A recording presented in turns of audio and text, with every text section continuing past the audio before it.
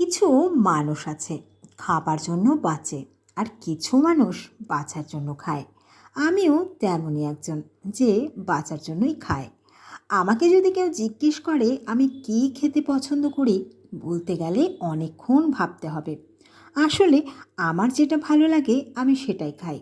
আমি খেতেও যেমন খুব ভালোবাসি না, রান্নাবান্নাও তেমন ভালোবাসি না।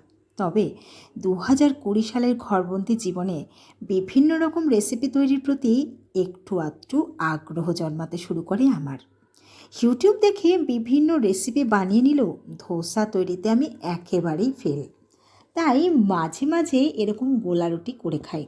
আজও তাই ভুতুর বাবা আর আমার জন্য বানিয়ে নিচ্ছি ব্রেকফাস্টে গোলা রুটি। একটু মিষ্টি মিষ্টি করে আমি বানাই, বেশ ভালোই লাগে আমার। গোলা রুটি তোমাদের কেমন লাগে কমেন্টস করে জানাতে ভুলো না। আর আপাতত কিন্তু গোলা রুটি আমার তৈরি হয়ে গেছে।